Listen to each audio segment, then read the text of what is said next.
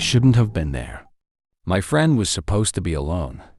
3 years have passed since that night, but I'll try to tell you what happened, as far as I know. Earlier that day, my friend's parents had left for a weekend vacation. She was alone in the house. I offered to come over and keep her company. I arrived around 8 p.m., and we spent the night chatting and watching TV in her bedroom. The time passed so quickly that before we knew it, it was midnight. That's when everything got weird. We began to hear strange noises outside her bedroom. At first, we thought it was just the house settling, but then we stopped talking and listened. They were soft footsteps coming up the stairs. "Do you think your parents have come back?" I asked. She said her parents were not supposed to return until the next evening. Besides, there were too many footsteps for just 2 people. I ran over to the door, and just before the footsteps reached the hallway, I turned the key in the lock. Suddenly, there was a profound silence. "Is there anyone out there?" My friend asked nervously.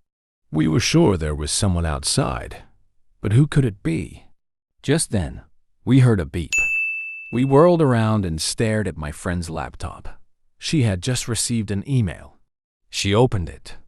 The sender was unrecognizable, just a random combination of numbers and letters. When we read the message, it sent a chill down our spines. "Whatever happens, do not open the door." As soon as I read those words, a sinking feeling came over me. My heart was beating fast, and I felt like I was about to have a panic attack. I didn't know what to think. Maybe it was just someone playing a silly joke on us. Maybe it was someone trying to save our lives.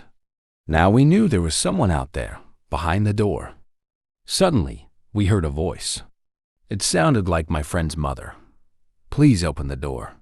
Your father and I were in a car accident. We are badly hurt. Please open the door and help us." When she heard this, my friend stared at me wide-eyed.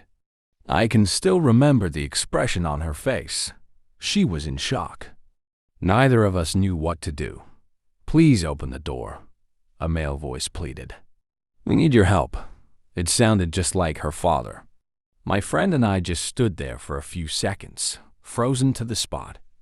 Then she started towards the door. I grabbed her by the arm and held her back. She turned slowly to me and said, "It's my parents. They need help. I'm going to open the door. What about the email?" I hissed through gritted teeth. "What if it's true? What if they're not your parents?" "Nonsense," she said. "You heard them. Those were the voices of my parents." Before I could do anything, she struggled out of my grasp and walked towards the door. I still don't know what made me do it. Maybe it was sheer terror. The only thing I could think to do was run to the closet and hide. I didn't know what was going to happen, but I was frightened out of my wits. What I heard then, I will never be able to forget. To this day, I have nightmares about it.